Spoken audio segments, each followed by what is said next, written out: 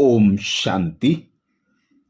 शिव बाबा ने अवतरित होकर ब्रह्मा बाबा को अनेक साक्षात्कार कराए। भविष्य में कैसे विनाश होना है, कैसे स्थापना होनी है, विष्णु चतुर्भुज का, श्री कृष्ण का, ऐसे अनेक साक्षात्कार ब्रह्मा बाबा को कराए, जिस पर निश्चय बुद्धि होकर ब्रह्मा बाबा ने तीव्र पुरुषार्थ कर नंबर 1 पद पाया। ऐसे ही मम्मा को शिव बाबा ने यज्ञ के आदि में अनेक भविष्य के रहस्य बताए। अनेक बातें शिव बाबा ने ब्रह्मा तन के द्वारा मम्मा को बताई, जिसमें से कुछ विशेष भविष्य की बातें। शिव बाबा बोले, बेटी श्री राधे, देखो तेरे सम्मुख कौन आए पधारा है। कितनी बड़ी ताकत तुम प्राणों से बातचीत कर रही है। मेरे आने के राज से तुम खुद को भी जान सकती हो। आने वाले की पोजीशन, साथ में खुद की पोजीशन अथवा पद को भी पहचान सकती हो। हे बेटी राधे, इस विराट ड्रामा के सभी पार्ट टेस्ट देने वाले बने हुए हैं।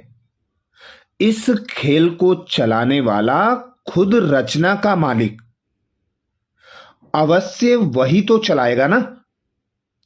वह चाहे तो 1 सेकंड में इस ड्रामा को रोक दे, फिर शुरू कर दे, परंतु करता नहीं है, क्योंकि ईश्वर को भी इस साधारण रीति से कर्तव्य चलाना पड़ता है। स्वयं सर्वशक्तिमान निराकार ईश्वर साकार में है, परंतु साधारण वेश में। यही तो भूल भुलैया का खेल है। जिसको जो जाने वह जानी जाननहार, जो ना जाने वह अनजाना जाननहार। बेटी श्री राधे, मैं अंत में आसुरी संप्रदाय का विनाश कराने कालों का काल स्वरूप धारण करता हूं और अपने प्रिय देवी वत्सों की विजयी करने अर्थ लाइट ड्रेस पहन मीठा मनोहर श्री कृष्ण का तेजस्वी रूप दिखाता हूं। हे यज्ञ माता द्रौपदी, प्रिय वत्सों को यह सहन करने का मार्ग भी अवश्य तय करना है। यद्यपि मैं चाहूं तो मेरे अति प्रिय वत्सों के लिए इसे सहज मार्ग भी बना सकता हूं। तेरा पिता चाहता है कि अपने बेगर्स प्रिय वत्सों को प्रिंस और प्रिंसेस बनाऊं, परंतु पिता जानता है कि वत्सों को यह कठिन मार्ग भी अवश्य तय करना है, क्योंकि इसी में खुशी समाई हुई है। यह गोपनीय ज्ञान है। ऐसे ज्ञानी अनासक्त योगी ही स्थायी सुख को प्राप्त करते हैं।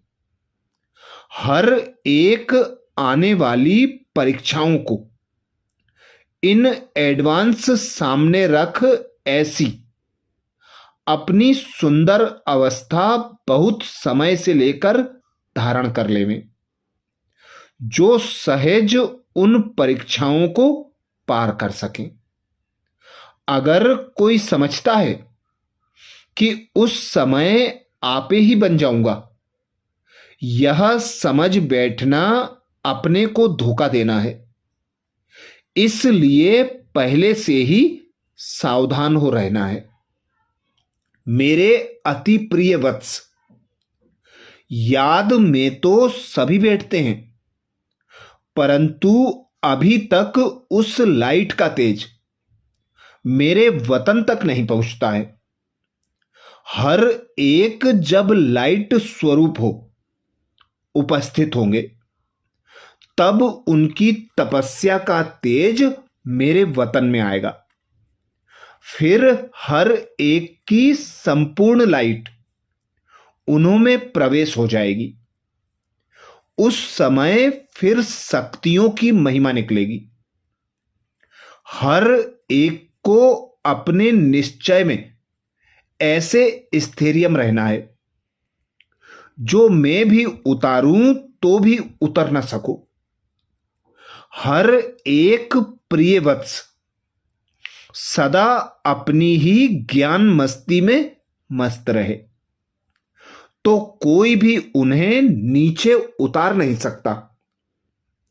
हे शिरोमणि शक्ति राधे, शक्तियों को ज्ञान योग बल में और मुख में ज्ञान मुरली बजाने में तैयार रहना चाहिए। हर एक शक्ति को अपनी एक रस ईश्वरीय दृष्टि से सबको निहाल कर अपने मधुर वीणा से वश कर पहचान देनी है कि मैं कौन हूं और मेरा पिता कौन है। कैसे ब्रह्मा में भगवान प्रत्यक्ष हुआ है, जो इस अंत के समय डेविल वर्ल्ड को खलास कर डीटी वर्ल्ड में हमको ले जा रहा है। हे यज्ञ माता द्रौपदी, अभी हर एक की अवस्था दीपक की ललाट सदृश्य स्थैर्य रहनी चाहिए, तब ही अंतः सूक्ष्म प्रेरणाओं को कैच कर सकेंगे और अपना कार्य संपूर्ण रीति से सिद्ध कर सकेंगे। जितना ज्ञान अनुसार अवस्था होगी, उतना ही प्रेरणाओं को पकड़ सकेंगे। आज दिन से लेकर उस अवस्था में एक तार हो उपस्थित रहेंगे तो संपूर्ण प्रेरणाएं टच हो सकेंगी। हे बेटी, शक्तियों की वह अंत समय की सीन कैसी होगी। एक एक शक्ति ज्ञान हथियार से सजी हुई चतुर्भुज स्वरूपधारी बन, एक हाथ में गदा, दूसरे में स्वदर्शन चक्र, तीसरे में पद्म, चौथे हाथ में शंख ले उपस्थित है। ऐसे चारों तरफ की पावर्स आसुरी शक्तियों को खलास कर रही हैं।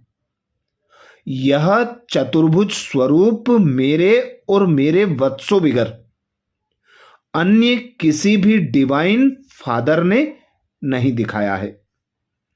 ओह बेटी, मेरे द्वारा ही यह सब साक्षात्कार होते हैं, क्योंकि मैं ही सभी का मूल समूह हूं। देखो, प्रकृति के बीच में चमकती है ज्ञान लाइट। वत्स सिर्फ यह विचार करें कि जिसको सारी सृष्टि पुकार रही है, वह स्वयं सर्वशक्तिमान ईश्वर यज्ञ में हम वत्सों के सम्मुख आए पधारा है। उसकी शीतल गोद में बैठने से हृदय शांत हो जाता है। अगर रचना को रचने वाला मिल गया, तो फिर उसको छोड़ उसकी रचना में क्यों जाऊं। हाईएस्ट में हाईएस्ट अथॉरिटी, सर्व ताकत का खुद मालिक, जिससे सर्व ताकतें प्रकट हुई हैं, उस पहचान में आ गए, तो फिर यह गोद छोड़ना असंभव हो जाएगा। बेटी राधे, इस आवाज का सार है शांत, अर्थात अंतर्मुखी हो जाओ। अंतर्मुख होने से भीतर में एक अति सूक्ष्म सुख की महसूसता होगी। देखो, आपका पिता भी बच्चों को सिखलाने अर्थ अंतर्मुखी रहता है। यह नेचुरल है। जब बहुत सर्विस की जाती है तो अंतर्मुख अवस्था में रहने की खेच उत्पन्न होती है। अब ज्ञान मुरली सुनने और सुनाने वाले दोनों ही अंतर्मुख हो जाओ। अभी दर्दनाक आपदाओं का समय बिल्कुल नजदीक आकर पहुंचा है, इसलिए जल्दी अंतर्मुखता की भट्टी में रहे। योग रूप अर्थात सूक्ष्म अव्यक्त स्वरूप बनते जाओ।